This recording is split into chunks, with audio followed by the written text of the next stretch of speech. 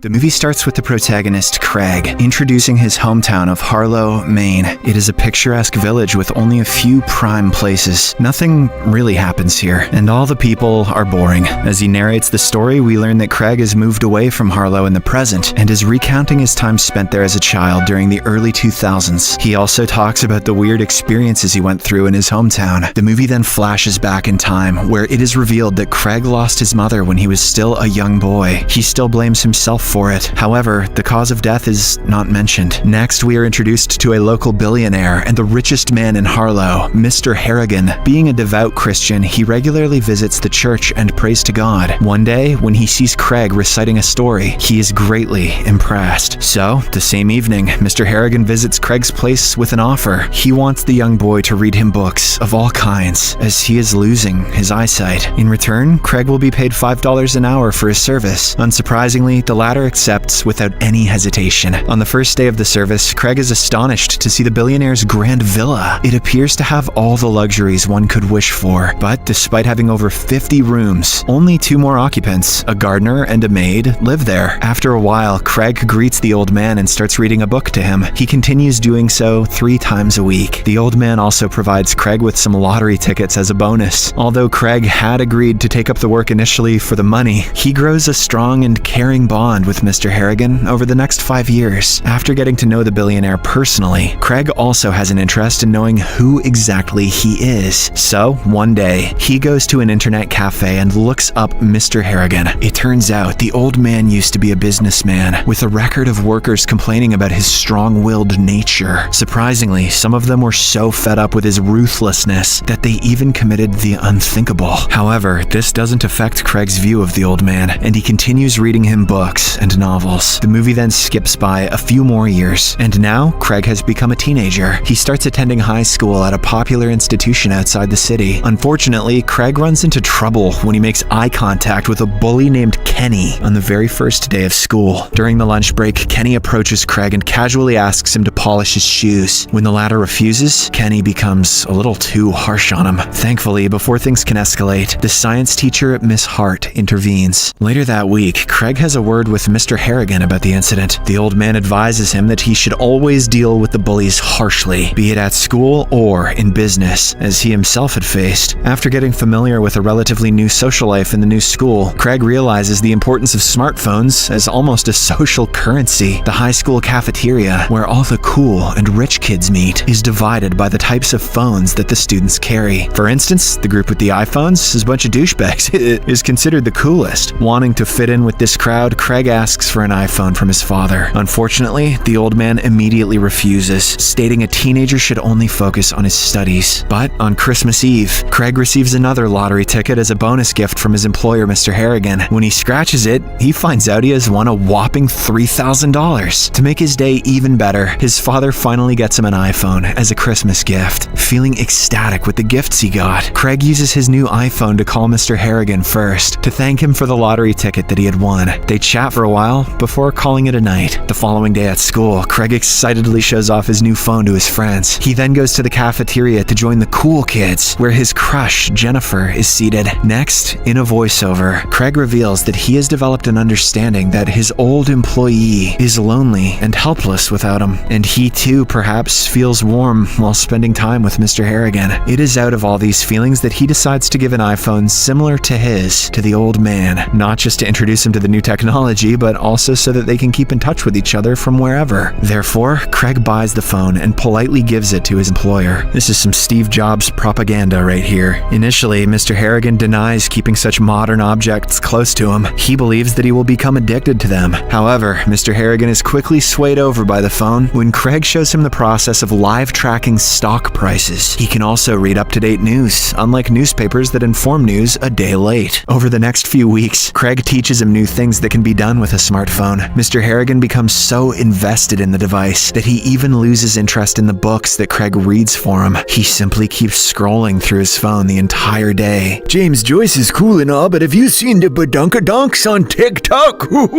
As days pass, we see Mr. Harrigan getting caught up with diseases freezes as he has to wear oxygen masks at night. Unfortunately, tragedy soon strikes, as one morning when Craig visits the huge house as part of his routine, he finds Mr. Harrigan lying dead from his old age-related sickness. Since the two housekeepers are on leave, he panics and calls his dad, and the latter advises him to stand by until help arrives. Till then, Craig, with tears in his eyes, reads a book for his close friend one last time. Cut to the next scene. Craig, his father, and a few community people gather together for Mr. Harrigan's funeral. The teenager is devastated after losing his companion, but he still manages to read some of his favorite books. He then decides to secretly put Mr. Harrigan's phone inside the corpse's clothes before it is buried. Soon after the funeral, Craig and his father are approached by Mr. Harrigan's personal finance manager. They learn that the old man has left Craig a large sum of $800,000 in his will to help him with the cost of higher studies.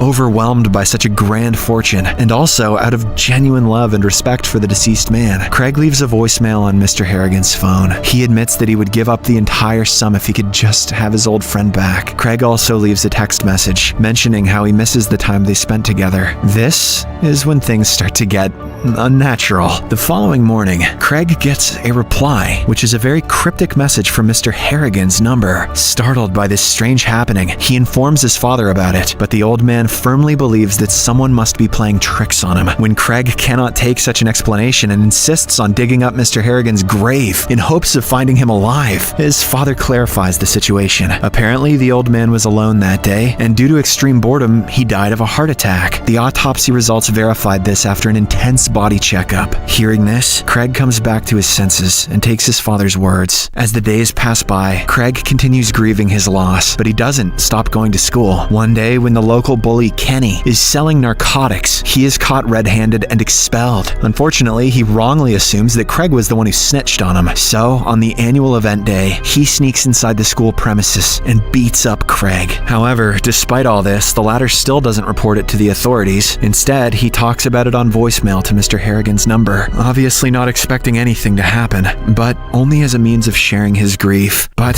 to everyone's surprise, Kenny is soon found dead in an accident. Although it was reported that the bully was heavily drunk and had fallen from his second-story bedroom, we see his body with a can of shoe polish in his hand and some polish smeared on his mouth. This is eerily interesting, because in the very first interaction that Craig and Kenny had, the bully had threatened Craig to either polish his shoes or eat the whole thing. Meanwhile, Craig loses his mind, as he now firmly believes that the ghost of Mr. Harrigan killed the bully. Shaken up to the core, he researches more into Mr. Harrigan's past and finds out about a man who was once employed by the billionaire, but was fired after he was apparently caught stealing. A few days later, this man was also found dead, just like many of the other employees who worked for Mr. Harrigan over the years. Craig is at a loss for words because he believes his former close friend was evil. He also decides to change his phone number by buying a new one. However, he keeps the old phone, as it is the first one he ever had. For a while, everything seems fine, as Craig graduates high school and gets into college for a journalism course in Boston. He narrates that he is doing quite well in his studies, but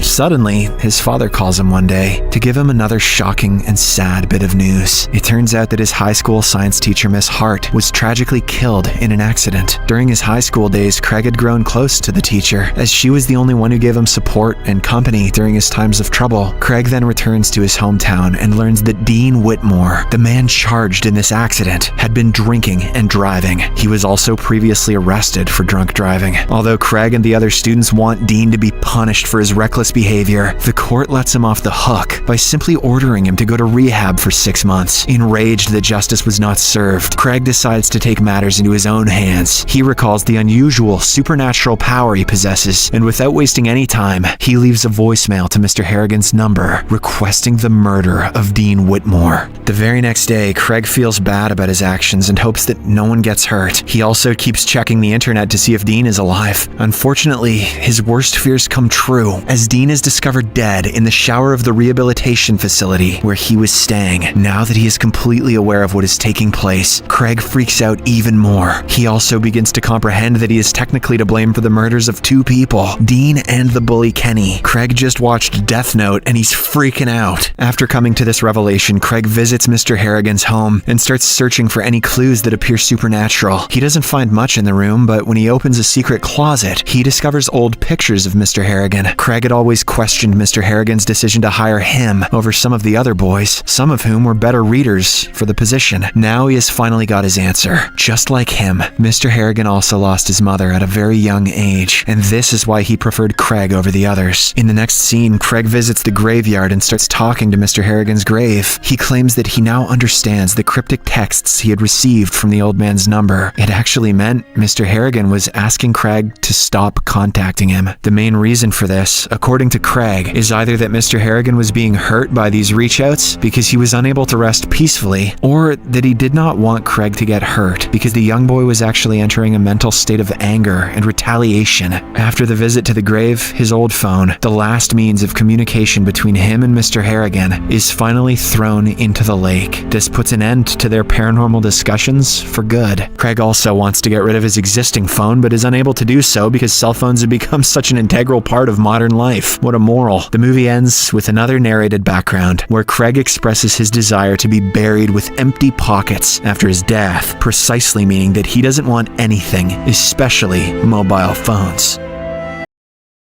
I do.